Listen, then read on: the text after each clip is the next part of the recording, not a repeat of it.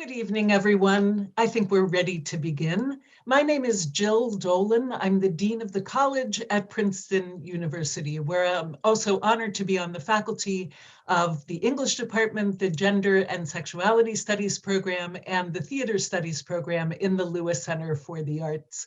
I'm also quite privileged to serve on Princeton's Public Lectures Committee. I'm delighted to welcome you to this evening's event, which is called Money and War, an American Conversation. Our guest speaker is the playwright and novelist Ayad Akhtar, who won the Pulitzer Prize in Drama for his play Disgraced. He's also received an award in literature from the American Academy of Arts and Letters, among many other critical and institutional accolades. Each of the plays and novels he writes offers us an incisive vision of American and global political and cultural machinations. I recommend them all to you very highly. Ayad's new book, Homeland Elegies, was published in September to critical acclaim and was selected by many outlets as one of the top books of last year. In fact, the New York Times selected Homeland Elegies as a top 10 book of 2020, calling it pitch perfect and virtuosic. I'm personally pleased to welcome Ayad back to Princeton, even in this virtual format. We were just talking a bit before we started about his last visit, which I remember quite fondly. He did a panel for us on campus some years ago when Disgraced was on Broadway, and I so appreciated his eloquent and nuanced conversation about the many sometimes controversial issues addressed by his play. That discussion was one of the highlights of that year on campus, which makes me quite look forward to this panel.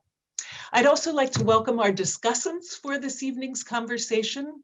Sadia Abbas is professor of English at Rutgers University, Newark.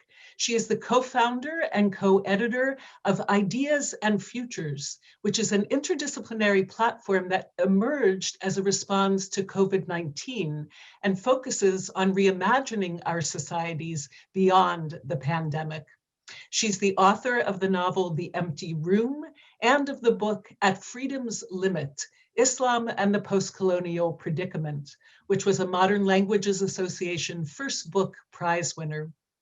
Our second discussant is Faisal Devji, who is professor of Indian history and director of the Asian Studies Center at Oxford University.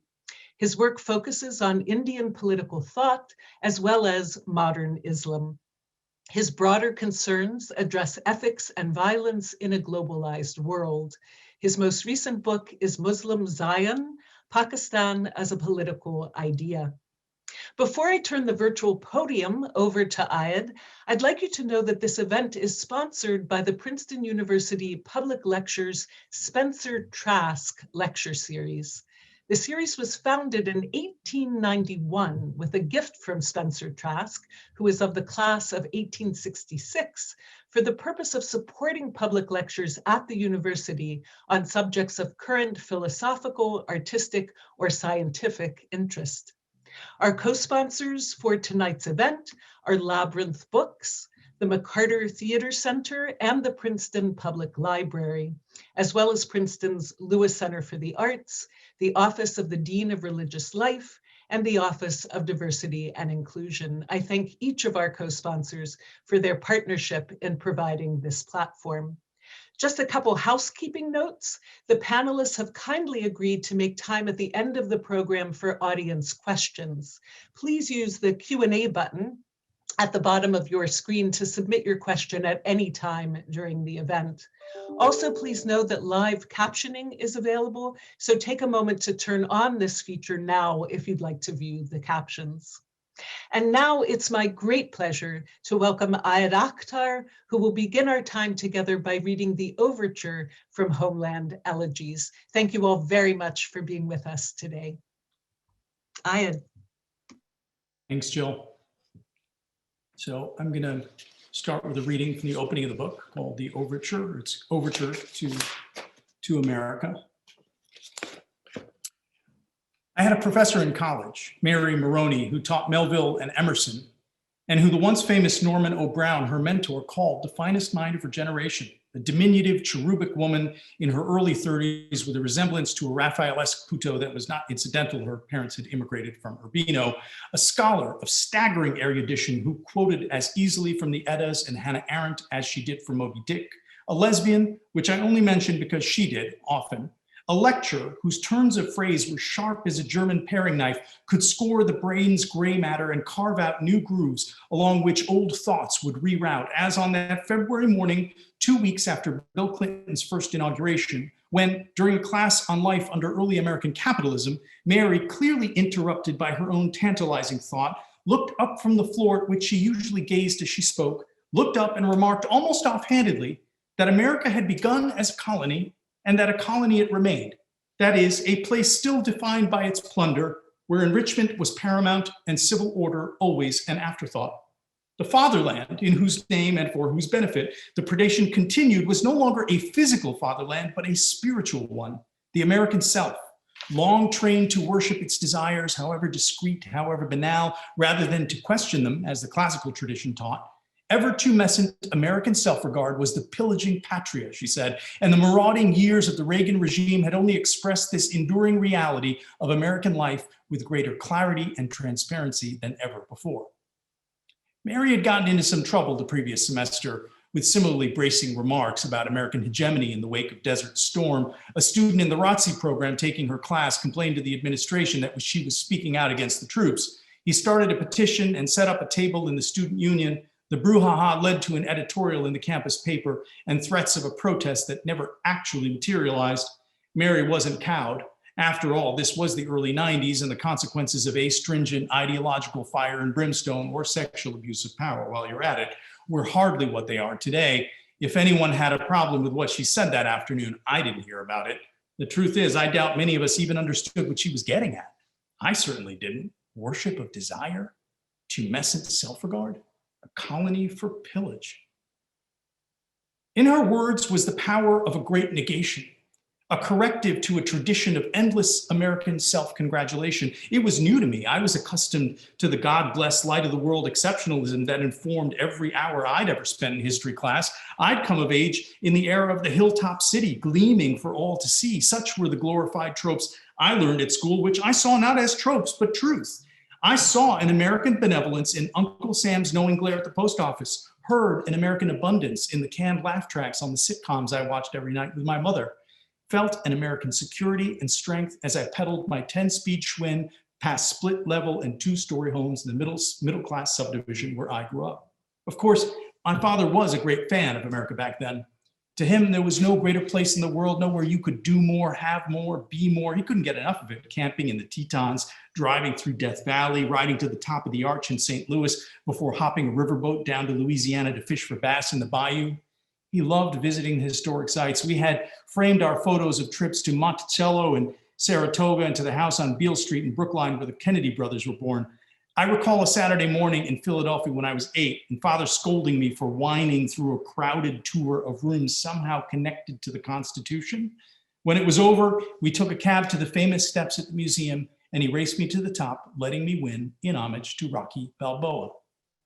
Love for America and a firm belief in its supremacy, moral and otherwise, was creed in our home, one my mother knew not to challenge even if she didn't quite share it.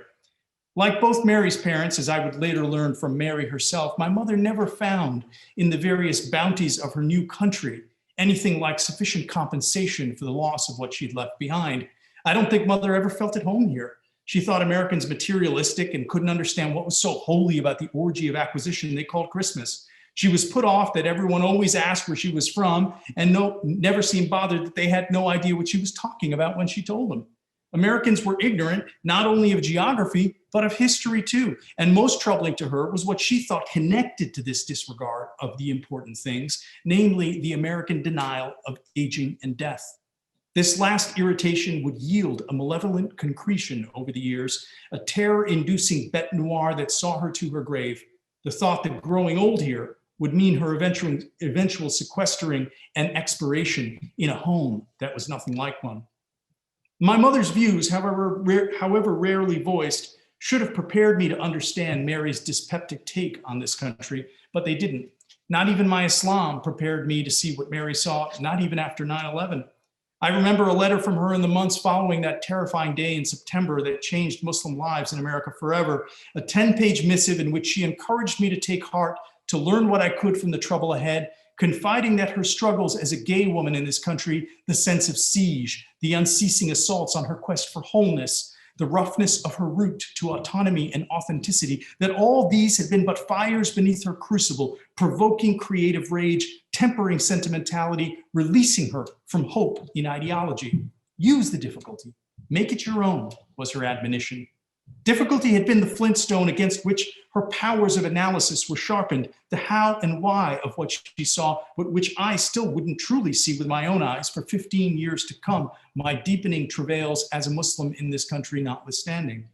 No, I wouldn't see what Mary saw until I'd been witness to the untimely decline of a generation of colleagues, exhausted by the demands of jobs that never paid them enough, drowning in debt to care for children riddled with disorders that couldn't be cured, and the cousins and the best friend from high school who ended up in shelters or on the street, tossed out of houses they could no longer afford, and until the near dozen suicides and overdoses of 40-something childhood classmates in a mere space of 3 years, and the friends and family medicated for despair, anxiety, lack of affect, insomnia, sexual dysfunction, and the premature cancers brought on by the chemical shortcuts for everything from the food moving through our irritable bowels to the lotions applied to our sun-poisoned skins. I wouldn't see it until our private lives had consumed the public space, then been codified, foreclosed, and put up for auction, until the devices that enslave our minds had filled us with the toxic flotsam of a culture no longer worthy of the name, until the bright pliancy of human sentience, attention itself, had become the world's most prized commodity, the very movements of our minds transformed into streams of unceasing revenue for someone, somewhere. I wouldn't see it clearly until the American self had mastered the plunder, idealized and legislated the splitting of the spoils, and brought to near completion the wholesale pillage, not only of the so-called colony, how provincial a locution that seems now, but also of the very world itself. In short, I wouldn't see what she saw back then until I'd failed at trying to see it otherwise, until I'd ceased believing in the lie of my own redemption, until the suffering of others aroused in me a starker, clearer cry than any anthem to my own longing. I read Whitman first with Mary. I adored him. The green leaves and dry leaves and spears of summer grass, the side-curved head, ever avid for what came next. My tongue too is homegrown. Every atom of this blood formed of this soil, this air. But these multitudes will not be my own, and these will be no songs of celebration. Thank you for that, Ed. Thank you, Jill, Julia, Chris, for the invitation, and Daniel for the invitation and for the magnificent preparations for this. It's been very inspiring to see how organized everyone is, and a little envy-inducing because I work at a state school. I've been asked to sort of manage a little bit also the conversation that's going to ensue, but start with some reflections. I am a post-colonialist, and I will think about Ayad's book for a few minutes with you from that perspective. But also I'm a post-colonialist who's a literary professor. So, one of the things that I think is so important about Homeland Elegies, of which I have to say I am a great admirer, and read it in one go when I received a copy in the mail as a lovely gift, is that it's doing something for post-colonialists, and by doing something to the post-colonial novel, right? Which is that it's in the Anglophone tradition, the post-colonial novel has been very largely focused on England and the Commonwealth, and America has not fully been part of the conversation, both in the novel, but also in post-colonial studies. As post-colonialists, we have, and I recently called for this at the American Comparative Literary Association panel at the Modern Language Association, we have not unfolded America into our thinking, despite the resurgence of empire after 9/11, about which, well, you know, or after 1989, not that empire ever went away, let me take that back, but after the explicit resurgence of empire after 9/11. What's wonderful about Homeland Elegies then is that the way in which it brings together those two things, right? This kind of post-colonial history of the novel and in the novel, and America also in the novel. And I don't just mean in Homeland Elegies, I mean in the novel as a form. By, of course, beginning with a reference to Herman Melville, that great thinker of and great writer about racialized capitalist modernity and the formation of America around it. And it's been a particularly rewarding to think about this as I've been teaching. In fact, I started teaching this week Billy Budd. So it's, you know, sort of Melville is very much on my brain, or in my mind rather. And then there's also the allusion to Whitman and lyric, right? And as a form, and the lyricism of the novel itself, which and I might want to talk about this later, refuses what has come to seem the very narrow model of contemporary writing that's emerging out of the Iowa Writers' Workshop. So there's a kind of giving up on the possibilities of the great baggy novel, which I do think Homeland Elegies is as well. It is in the tradition of the great American baggy novel. In the service of accessibility, which I have come increasingly, and this is the Iowa model, I've come increasingly to just see as a different form of commodification, right? That it's easier to commodify the novel if it is accessible, it sells more copies, and people say that explicitly. There's something I'm not talking about right now, but we have had a conversation about this on Ideas and Futures, the platform I did, between Ayad Shazia Sikandar and R.A. Judy. And R.A. Judy, you know, sort of brought up the references or the kind of engagement with Ralph Ellison in the novel around the question of race, but maybe we can come back to that later. So there are two allusions in the overture that I just mentioned, one to Melville and then the other to Whitman.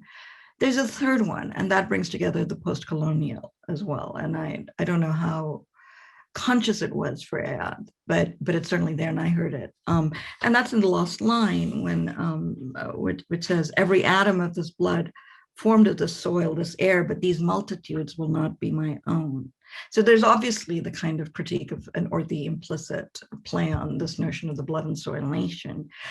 But there's also an echo there, which I think is very significant, given that Salman Rushdie comes up in the novel itself, I mean, in the rest of the novel. And that's to the end of Midnight's Children. And I will read you part of the conclusion, of the concluding sentence. "It is the privilege and curse of Midnight's Children to be both masters and victims of their times, to forsake privacy and be sucked into the annihilating whirlpool of the multitudes, and to be unable to live or die in peace." So that brings me then to the two words of the title, Homeland and Elegies, right? Because of course, Homeland both manages to pun on imaginary homelands, or sort of, at least for me as a post-colonialist, echoes with Salman Rushdie's famous essay, Imaginary Homelands, which was very important for me as an undergraduate. And I remember reading it over and over again and being kind of dazzled by it, and taking the copy around and bugging my teachers because I kept quoting it. And of course, that dreadful show, Homeland, the 9/11 show, which is, I don't know if it's deliberate, but again, this terrible show, which is all about the problems of racial profiling and Muslims and the war on terror. and everything that happened after 9/11 to Muslims. So there's Homeland right there, right? And there's the elegy, which is the funeral song, which of course refers back to Whitman, but also what is it a funeral song for, right? Or what is it announcing the death of? Right. So on the one hand, I think it's wonderful because it's also rescripting the immigrant novel as a form by refusing a certain kind of angst of the second generation immigrant. So there's plenty of angst in the novel, but it's not the question of belonging in the usual diasporic sense, right? I mean, that I think is given over. And, you know, if I had more time, I'd think about it more carefully or less telegraphically, but I think is given over to the father. And in that sense, the idea of homeland dies in one sense, but then comes back in another because he goes home and America can't become the homeland. But there's also this notion of what does homeland mean for the second generation immigrant? So as an immigrant novel, I think, right, or as an immigrant novel that refuses to be a properly immigrant novel, I think everything hinges on this question of redemption, where he says that I see it's believing in the lie of my own redemption.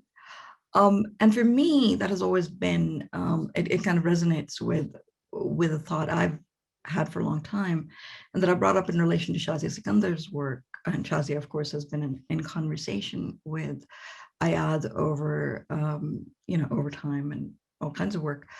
But which is what I call the American romance of immigrant redemption, which is the way in which an embrace of the immigrant allows America to forget its own racial history and to use essentially a 1965 wave of immigration that came out of Black struggle in many ways, right? And enabled by Black struggle during the civil rights. But that embrace, that ostensible embrace, is then used to, sort of somehow redeem American history. I mean, you look, we're so good to the immigrants, we must be good after all. And that notion of redemption is, of course, completely tied up with Winthrop's notion of the city of the hill, all of which is there in the overture, which I think is why I sort of couldn't put down the book when I read the overture as the book arrived in the mail. I just opened it and I was like, oh, do I have to? And I started reading it and I couldn't put it down because all of this is in play. So I think that as an immigrant novel,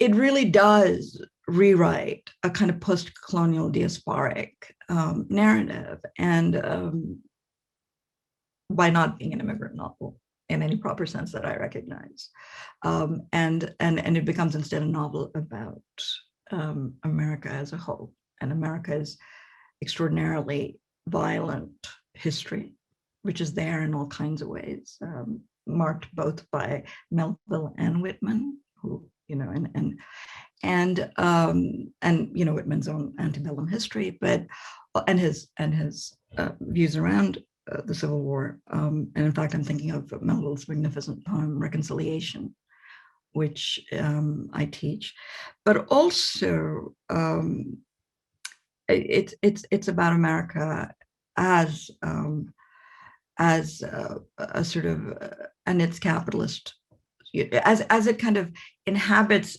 its own or accepts and exacerbates its own capitalist formation in this latest phase of capitalism and the financialization that we've been witnessing, which is accompanied precisely, this kind of death of a certain kind of American possibility, which is very much mentioned in the overture as well,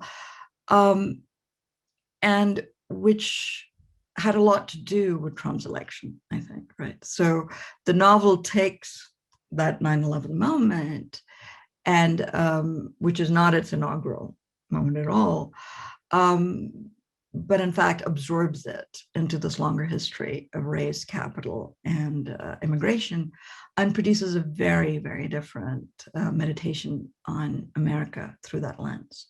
I'm going to stop there.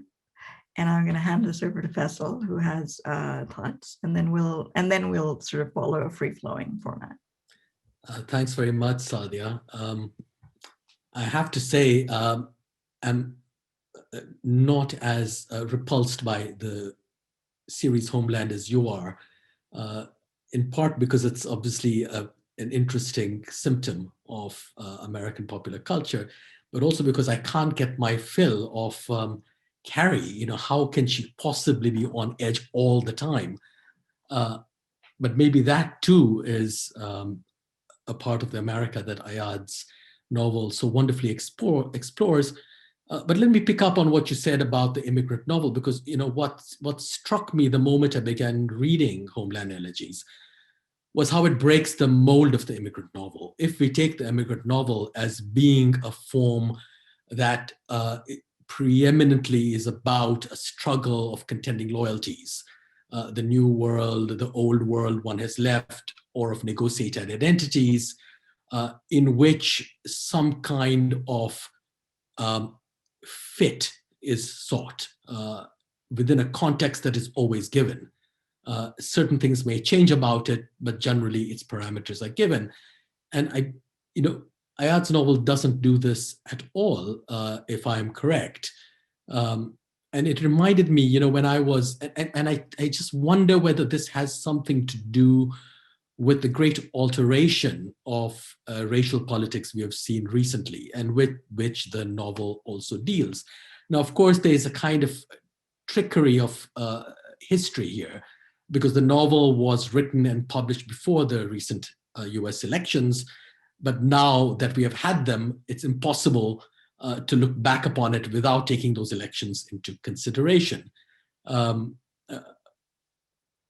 it's in those elections and in their aftermath that the issue of race has become politically central in a way that it hasn't perhaps been so ostentatiously for a while. And one reason I suspect the novel is not an immigrant novel in this sense is because it seems to illustrate the breakdown of an old racial order. I remember when I left the US for Britain 12 years ago, a friend of mine in New York said to me, this is the difference between the racial order in the US as opposed to the UK. In America, if you're not Black, you're white. And in Britain, if you're not white, you're Black, which is why in Britain, you can have something like a Black political identity that brings together different immigrant groups. There is no population of slave descent in the UK in the same way there is in America. Whereas in the US, non-white immigrants who are not African-American have had the possibility, at least, of fitting into various levels of whiteness for a long time. I wonder, given what we have been seeing in the last number of months, indeed in the last 4 or 5 years, whether that nice distinction no longer works. I wonder whether the new immigrant, soon-to-be majority in some ways, is unassimilable to the old race politics of Black versus white. And is that why we have seen in recent events in the United States, which I of course observe from afar, the strange presence of the non-white immigrant in the riots at the Capitol, among voters for Trump, including Muslim voters. NPR tells us that between 17 to 34% of Muslims, of non-African American Muslims in America, voted for Trump. In the leadership of the Proud Boys, but also perhaps in the emergence of non-African American persons at the very height of American political life. A friend of mine once told me that President Obama, though he was constantly being assailed by Trump even before Trump became president on the issue of his of birtherism, the fact, the presumed fact that he was not born in the United States or that he was Muslim, that actually worked for him. It worked for him because Obama was therefore seen not as an African American, but as an immigrant in some fashion. One might perhaps say the same of Kamala Harris today.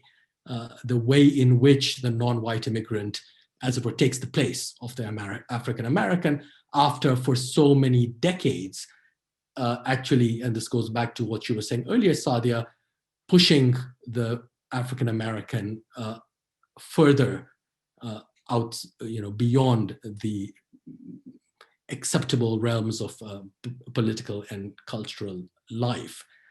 So I'm left wondering whether Homeland Elegies, insofar as it's not an immigrant novel, is not an immigrant novel precisely because something really major has changed, and that the old novel of assimilation and contending loyalties is no longer possible because you have the non-white immigrant on both sides of the political fence in the United States.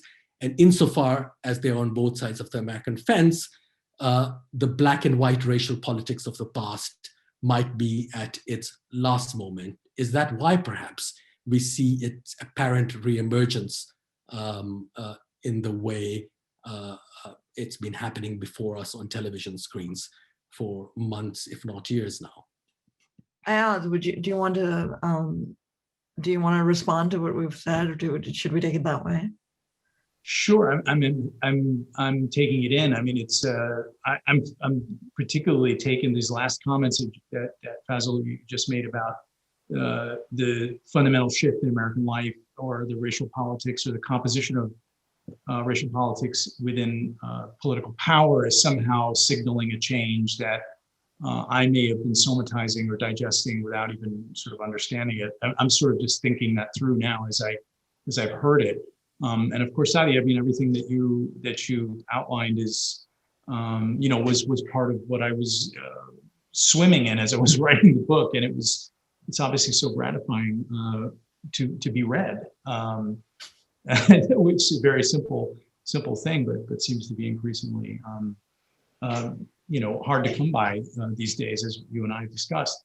So yeah, I mean, I don't have any specific comments about those, other than to say I'm struck by them, and I think they're both provocative, and I think probably very deeply true. So I want to, if I may, ask Faisal to say something about the 9/11 novel as well, right? Where 9/11 is a little bit more in this, right? Because I think that's Faisal, we've talked about this in the past as well. I mean, you have some very intriguing things to say about that. I mean, but before I get there, I do want to say that I think that, Faisal has put his finger in something, and I've been feeling this more and more, even in the conversation that we had publicly that I had with you and Chazia Sikandar, right? Because it also seems to me, and it's actually one of the reasons that I put together the Ideas and Futures Collaborative, partly because it seems to me that one of the things that even this election has exposed is a kind of not so much the unintelligibility, but the actual meaninglessness of the demographic shift as it is usually invoked, not as Faisal's invoking it here, but as it's invoked, right? And of course, one way of thinking about it is that, Harry Kondabolo's hilarious, what was it, 2042 skit. I don't know if people have seen it, but if you haven't, I would recommend that you go see it, where he talks about where there's this whole rip of, the supposed demographic shift where we're all of us immigrants and all people of color will somehow unite, right, into some block, despite all of the, sorry, my desk is collapsing on me, but despite all the tensions between the various communities, right? But at the same time, I think that, and along with that, I mean, it seems to me that, the punditocracy will say that it's just the demographic shift will come and everything will change. Right? But what's not, it seems to me, fully underway at the same time, and you know, one of the reasons that I was so eager to have this conversation with Beato, you know, in so many different venues, was that it seems to me that we need to address this, and the novel is one of the places, one of the texts that enables us to start thinking about this, is that we've got to rethink the very nature of the polity, right? Because what is that demographic shift? What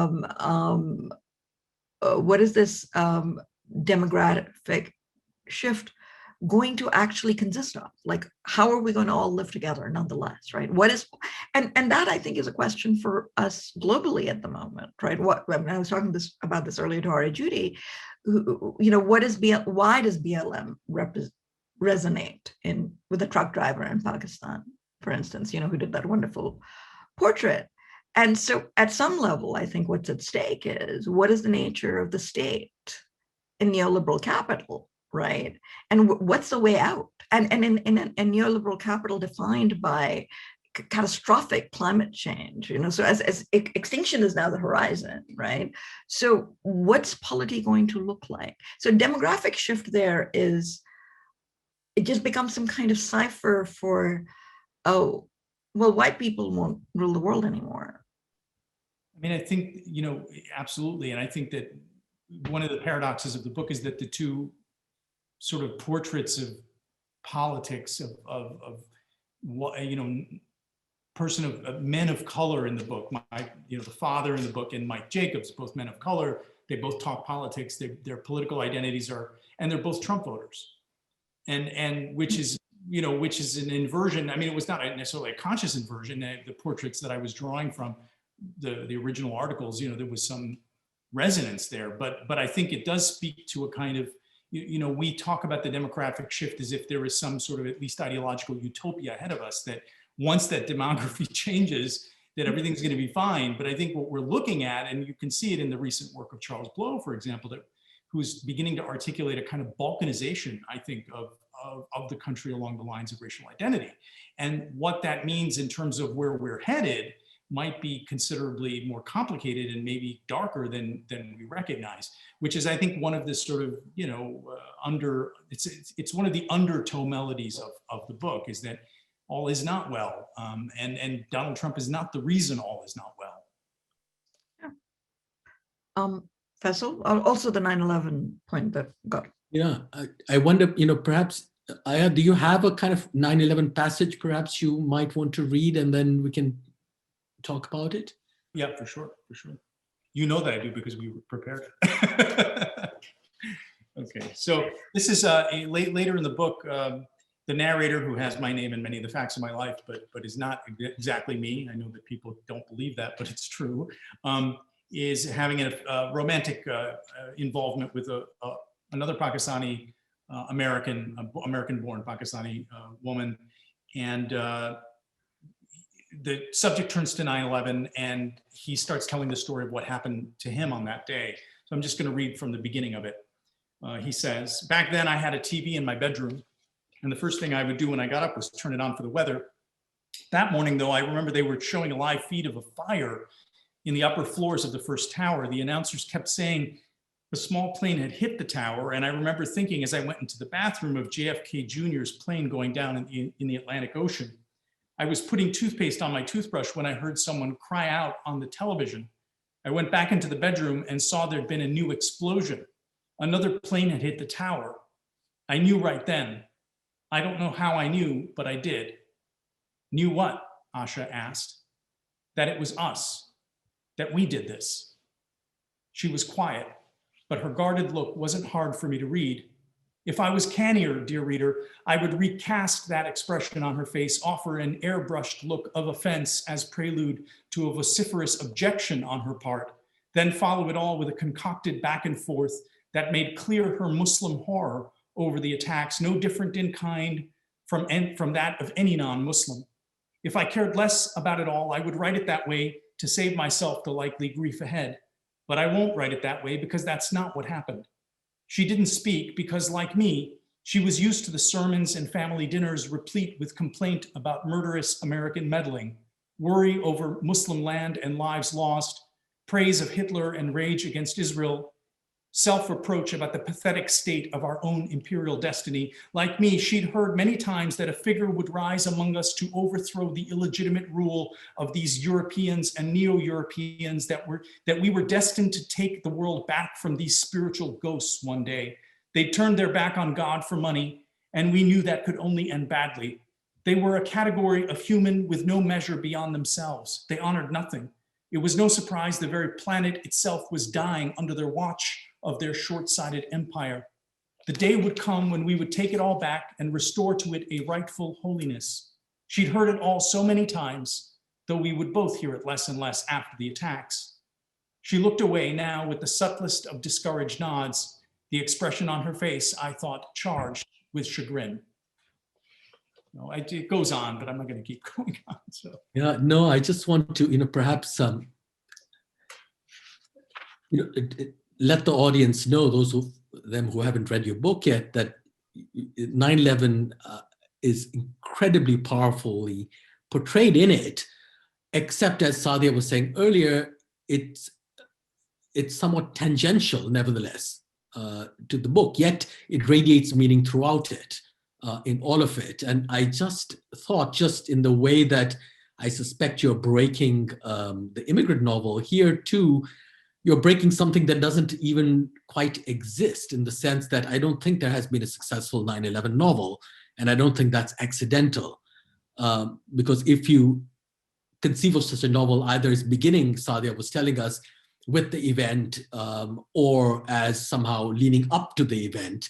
We have had novels of this kind, but I don't see any of them as being, and they certainly haven't been bruited forth as being, the novel of this particular event, and neither will yours. But not because 9/11 doesn't play an extraordinary role in it, but because it deliberately, it seems to me, sidelines it while yet letting it become meaningful for the rest of for all the characters in your novel. And I wonder whether this is because, I think the philosopher Jacques Derrida said so at the time, that 9/11 remains mysterious.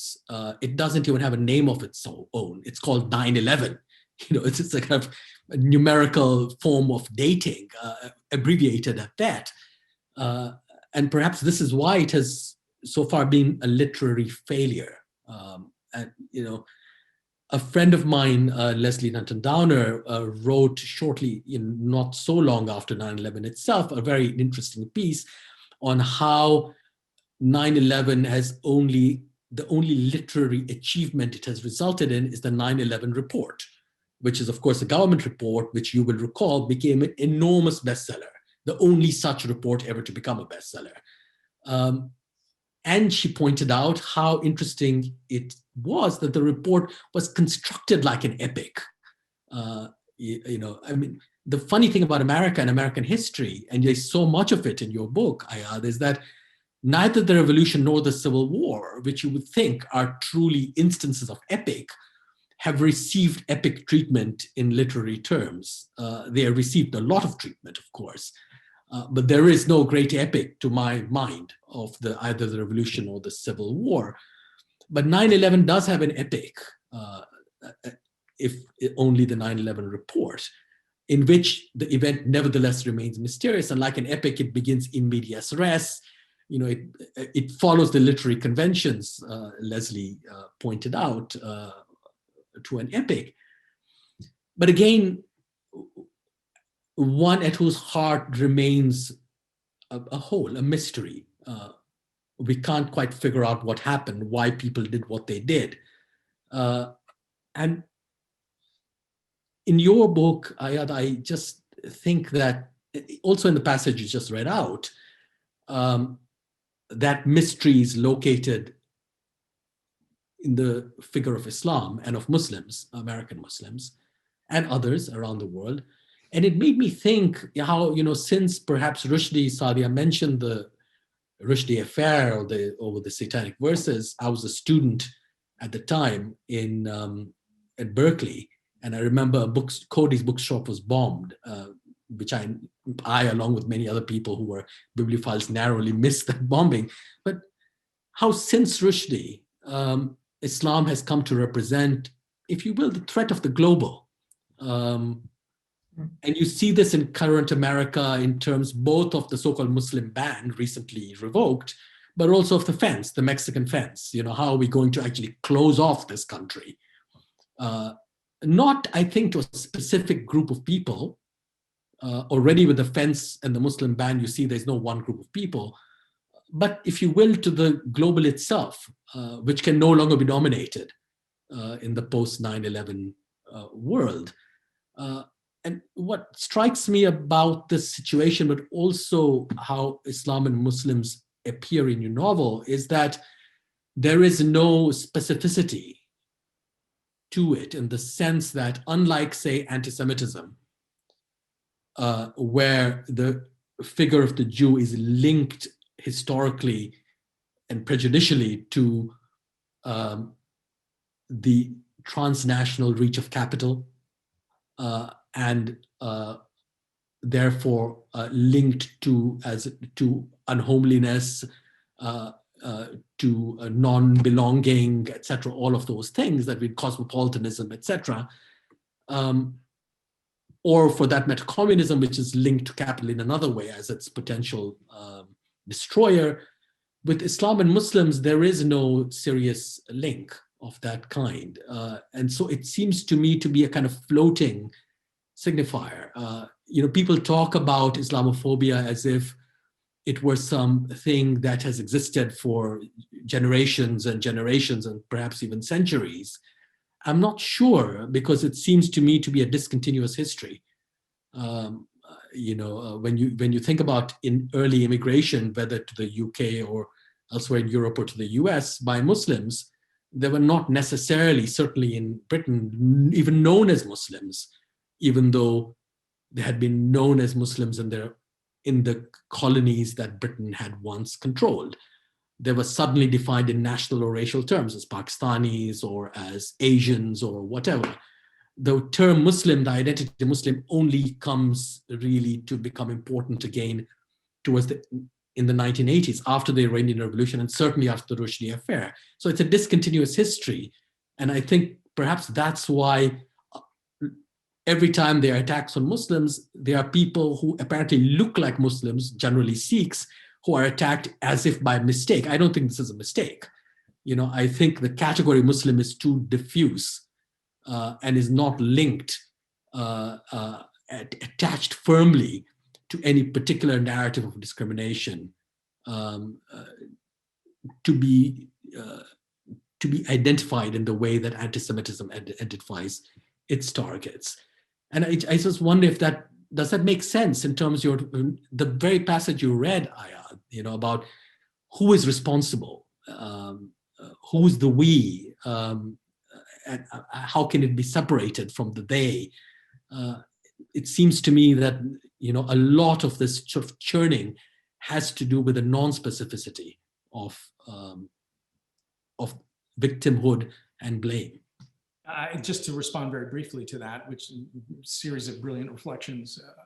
I think that one of the dilemmas of the book, in writing the book and maybe inhabiting the consciousness that brought it into being, was the dilemma of trying to make sense of that floating referent. Because what does that floating referent do to the subjectivity of the one who has to constantly account for it?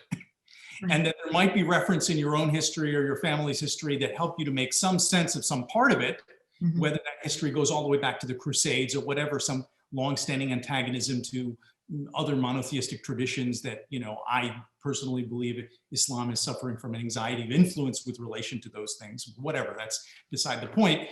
But the subjectivity that's constantly being forced to make sense of the non-specificity of the way that it is seen. And adding, the truculence and the danger to that. But yeah, no, I totally agree. Well, and I think that what's also really, I wrote a book about the floating referent too. So right, so I'm sitting here just grinning and feeling quite, thrilled to hear this. And Faisal's always brilliant on this question, I think. But it's or not, but and it's still interesting from a different angle, right? Because one of the things that 9/11 brought to the fore, and or rather Trump brought to the fore, but also to some extent 9/11 as well, brought to the fore was there were all of these contestations between Muslims, even in America, right? So between Black Muslims, for instance, not just Nation of Islam, but like, sort of Orthodox Sunni Black Muslims, and then Arab and Pakistani or South Asian immigrants, Muslim immigrants who came and in some cases pushed many of the Blacks out of their mosques, right? I mean, that also happened. And it's a history that's not yet fully been thought through. But at the same time, after 9/11, right? And then even more after Trump, there was this idea that, well, wait a minute, we have to embrace, this big tent Muslim identity, and suddenly we were standing behind our Black Muslim brethren, because they were like, they could claim a kind of indigeneity, whatever indigeneity means in America for anybody other than the natives, right? That we could, and so there was this, and some of it was quite opportunistic, right, within certain communities as well. Although now we know that 1/3 of the slaves who were brought in were, in fact, Muslims. Like, I mean, those are the current estimates. So in some sense, it's always interesting because, of course, it is the threat of the global, right? It's also the way in which America assimilates the global through its racial structures, because whenever, even within these demographic non-white circles, when I'm talking about these things, right, when I try to bring in the international as opposed to the global, right, so I'm making a kind of political distinction here between the progressive versus, just the neoliberal, people will say, well, we've got everyone here, as if this sort of like, if we can, just because we can get Vietnamese and sushi at the same space, in the same space, we've somehow resolved some kind of fundamental, relationship with the world, right? And then we put up walls, right? Whatever that means. I mean, so and I don't think it's accidental that in this current moment that, I mean, it was an inevitability of capital, of course, but at the moment when labor becomes irrelevant and people have always been disposable anyway, so certainly non-white people and certainly slaves, suddenly capital is the only thing that can move, and people are all supposed to stay home, right? So that was always the case. Now it's completely the case. So within that, of course, I mean, the referent has to shift, right? Because the only thing that apparently exists is whiteness, whatever that is, right? And capital. Like, those are the two things. And maybe, I would imagine that Faisal's going to say, well, whiteness doesn't exist either. And of course it doesn't at some level, right?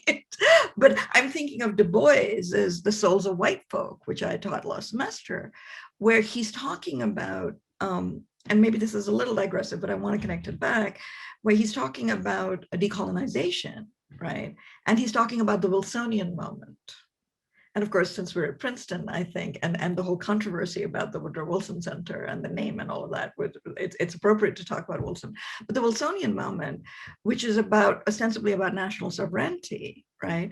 And Du Bois is sort of warning, right, the people of the world that, in the shift from the colonies to the supposedly anti-colonial non-colony empire, which is the United States, you're making a mistake if you embrace this Wilsonian ideal, right? So the question then precisely becomes, what is the space in which we all exist now, right? And what is that polity going to be? And where does Islam fit into it? I mean, Islam has been very, Muslim countries have been part of the capitalist imperium, right? I mean, part of what we're living through has as much to do with 1973 and OPEC, right, as it does with anything else. So this identity that we've all sort of, I guess this is sort of my concluding thought on this, and I'm thinking on my feet, and my desk is still collapsing as I say this, which is that, part of the power of America is that it forces people to inhabit identities as grievance. And I was having this conversation with Fred Moten and Aria Judy the other day, and John Keane as well, right? Which is that, and that goes back, I think, to the Pilgrims, right? That there's always a threat, that we're fleeing the threat, and grievance is fundamental to the constitution of selfhood, right? We talk about capital in the American South. The American South is consuming, but it is also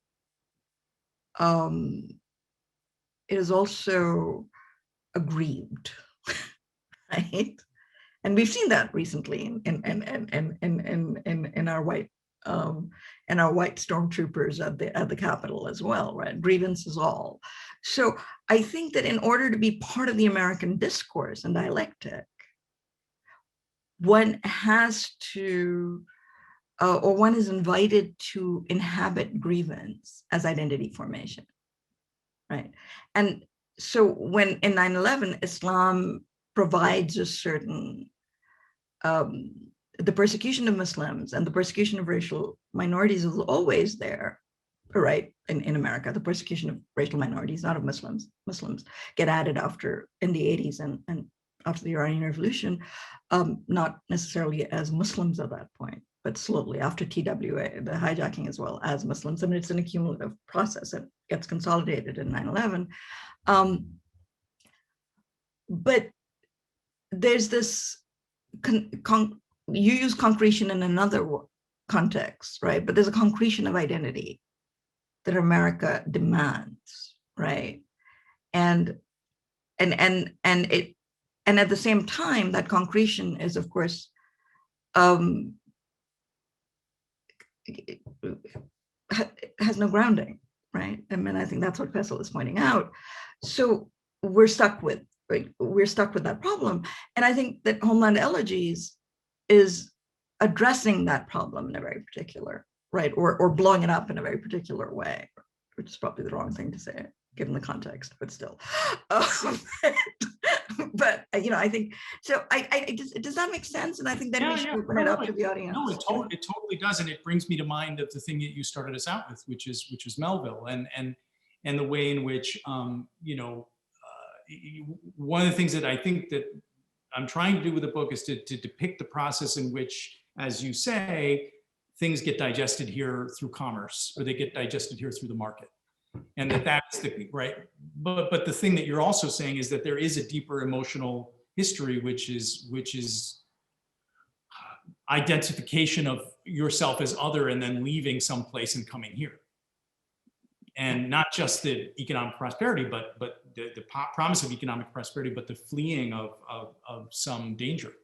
And interestingly enough, I mean, 9/11 maybe is one of the great instances, or the only real instance, of foreign threat that everyone is fleeing elsewhere finally showing up on our shores, and which is why perhaps it's been so hard for the American imagination to fully digest this. I think Lacan once said that trauma is the thing that happens because we don't have the language to articulate it. That's the nature of trauma. The trauma is not the actual event, it's the fact that we can't process it in language. And in a sense, we still don't have the language for 9/11.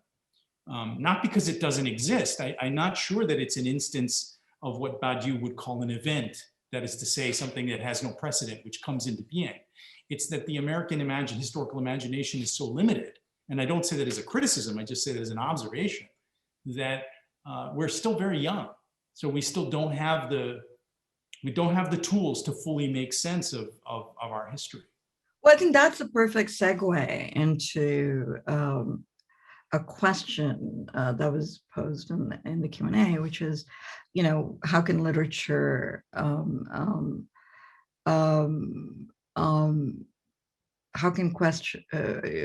can literature contribute to this demographic shift, or this demographic conversation, right? I mean, can it? And I'll turn that over to Yad, and then. I mean, I'm not a huge believer in American faith in art. as, Yeah, good. as anyone who's read the book knows, I mean, I think Yeah. I'm always quoting Emerson, who in 1834 said, "Why can't a man sit down to think in this country without somebody asking if he's got a headache?"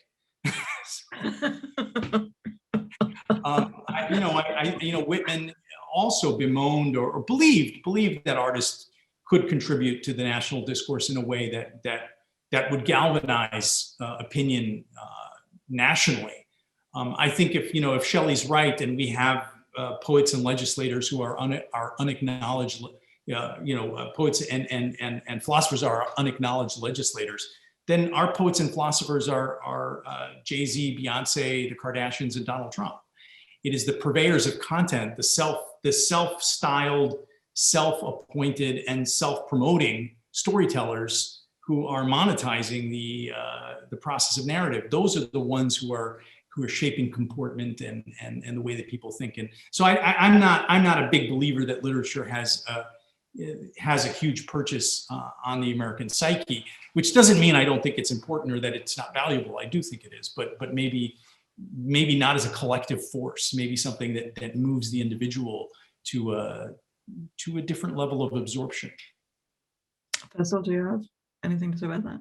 Well, as a mere historian, I can't really speak about art, except to say that it's always struck me that, what Ayade was saying about Beyonce, etc., and even Trump, I think is entirely to the point, because it seemed to me always that there's been a suspicion of anything that smacks of elitism and it's a result of American democracy. It's a result of a good thing, So these are the inadvertent consequences of a good thing. Whereas, of course, since I moved from back and forth between the UK and the US, I see this difference more and more clearly, that novels, art, literature, you don't have to be apologetic about them in public forums or in public life. And that, God forbid, you can even quote and cite them and have allusions and things like that. So, in a way, it's the problem of democracy. It's a good problem to have in many respects. I'm going to actually,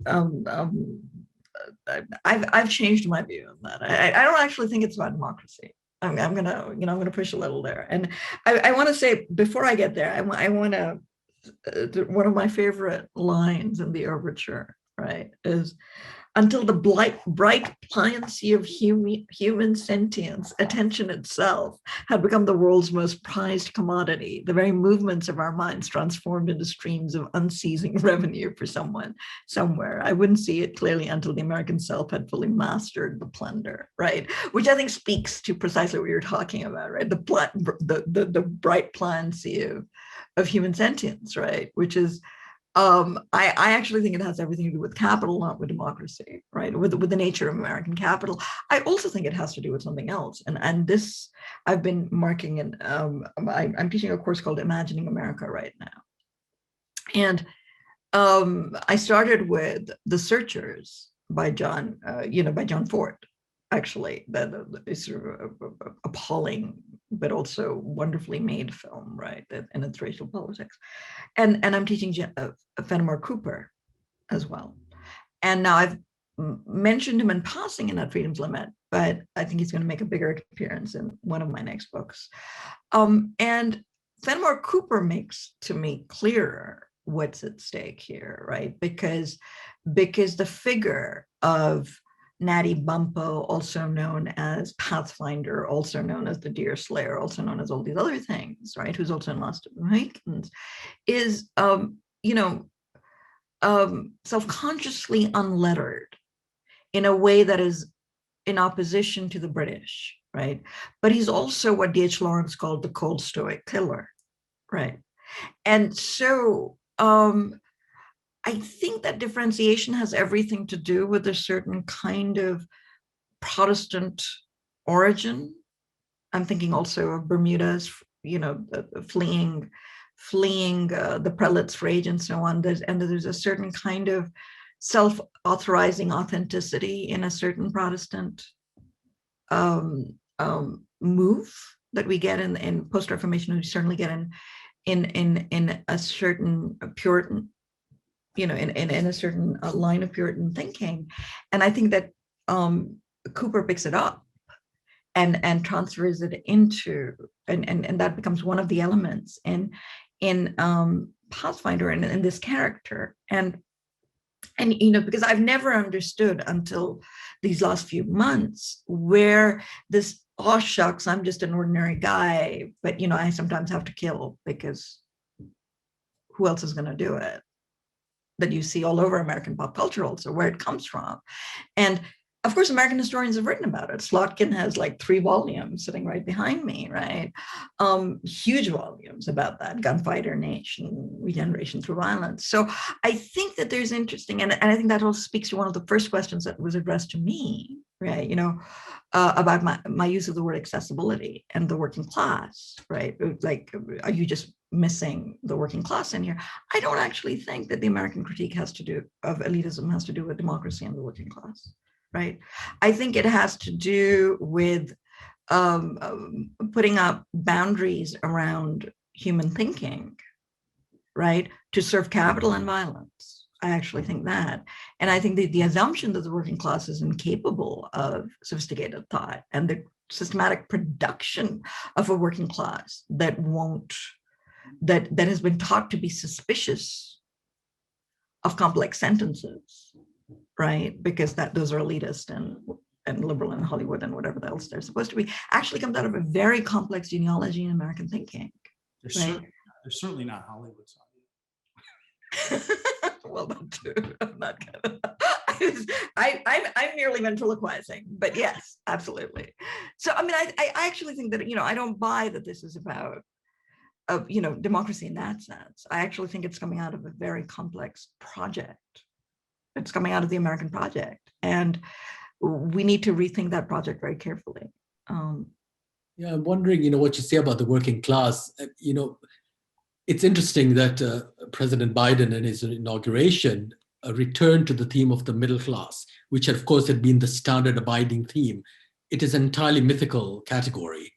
But in the Trump era, we had the working class for the first time, as the great referent of American politics. And it made me think when it started happening that, well, if the working class has become a referent for American politics, it must also have, it must also no longer exist.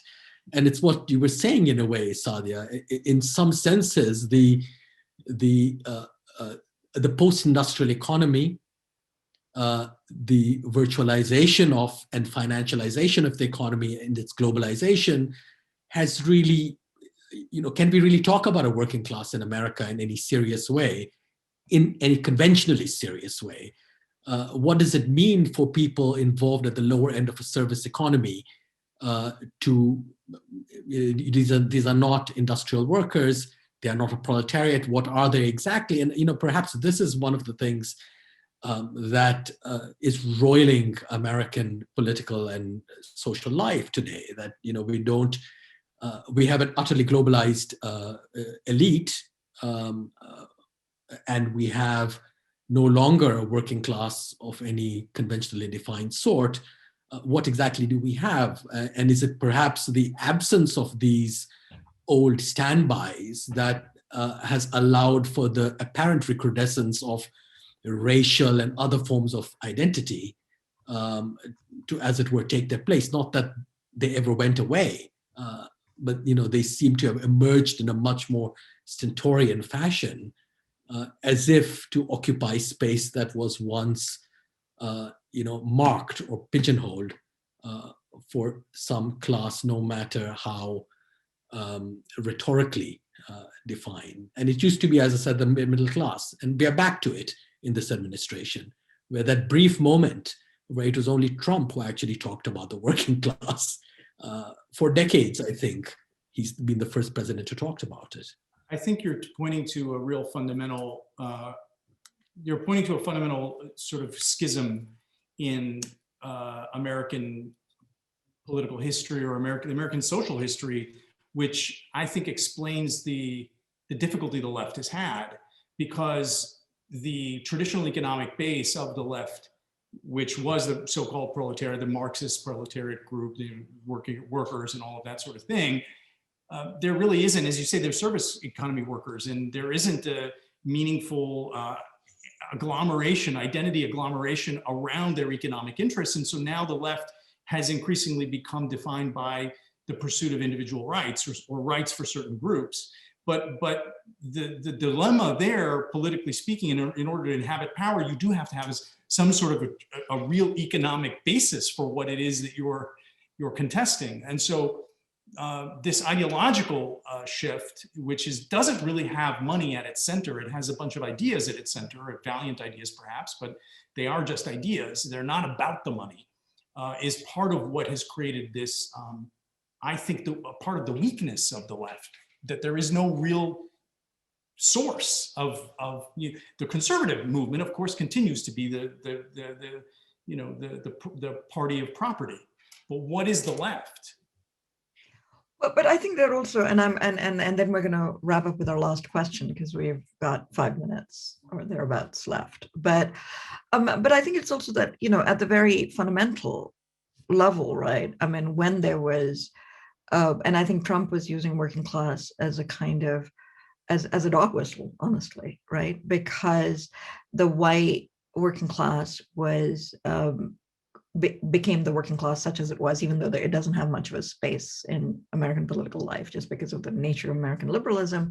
But at the same time, it's also been that there's always been this kind of class versus race, right? And so the Latino and Black working class, for instance, and their the non-white working class never gets called the working class in the same way, right? But just because of the way that those axes actually work. Right. So, I mean, I work, and I said earlier when, before we started that, when I think of my campus where I teach as a working class campus, among other things, right. But it's also a largely non-white campus. And I know that registers with people oddly. And even when I say it, because that's not the lingo in America, it registers oddly. But, service industry and so on, or gig economy increasingly also, but to what I think of as the economic basis. But there's not really a kind of encompassing language for that, right? So Trump comes along, and then suddenly everyone's talking about the white working class, right? And calling that the working class. But, and leftist activists pointed out that there was a real problem in the fact that, the Black and Latino working class, or the taxi drivers who were South Asian and immigrant and so on, were not included in that. Like, what is this working class, right? And the white left kept trying to explain this in terms of working class as white male disenfranchisement, as if the only person who can be called working class in this country is a white male, right? It was really bizarre. So I have views about that, but we're going to wrap up. So there's a question which I'm going to answer quickly on my own, and then I'm going to raise the final one and let you, which is, as immigrants, do you find Americans unempathetic, and do you think that the response to the that turning back into the families would be a good response to that? And I'm not, but I want to take another question. So I'm just going to be very quick in the answer. Yes, I do find Americans unempathetic. Not just to immigrants, but to everybody else in the rest of the planet. I mean, and all you have to do is turn on CNN and watch the news and watch Americans address the world on repeat when they only talk about themselves. Like, when Wolf Blitzer will say, here I am, and let me talk to the, and to Americans and the world watching. And then all we do is talk about America. Right. And it's a kind of narcissism that's mind-boggling if you know anything about what's going on in the rest of the world. I don't think the family turning back into the family is necessarily the response. In fact, I think that neoliberalism, is very much about the family. In fact, there's a kind of pregnant weight with which Americans refer to the family. Right. And I've been tracking that in Hollywood films. It has a lot to do with Margaret Thatcher, in my view, when she said there's no such thing as society, there's only the individual. And then there's a clause that people forget, and the family, right? So the point is that the question is, how do you turn all your interest into how do you make it the smallest atom or the smallest unit, right? And how do you turn it all inward? So what we do is, the world's ending. There's the War of the Worlds. Tom Cruise is only concerned about getting his daughter to Boston or whatever the film was. I don't know, but there's no concept of the world and the social as the world, in my view, in America. But then I am also not a very redemptive and empathetic person myself, clearly. But I will read the final question. Sorry, guys. I mean, I just because we're literally over time. And this is, I found the question you just raised about how not to participate in grievance as the basis of identity formation in America a fascinating one. The narrator in Homeland Elegies reflects at some point on the fact that he had willingly, quote, participated in his own exclusion, end of quote, by choosing to see himself as other, in quotes, in America. What might it have meant for him to choose differently? How and where else can such an alternate, unalienated self-perception be nourished if society holds up a mirror that insists that we see ourselves as we are seen? This is for you, and you get the last word. What a brilliant question. Yes. I think that the book was a kind of sort of inevitable response to a whole series of emotional upheavals in my life and politically within the country. And I think one of the conditions of me being able to write it was to kind of finally recognize that the question of belonging was not going to get solved, and that none of these questions were going to get solved. And that the position of being an outsider within my own society was perhaps not that bad a thing after all. And that being an artist and being an observer was really not structurally any different from being excluded from the sort of dominant majority. And that if I could just let go of the longing for that, that maybe I could find a kind of belonging in the act of observing and relating.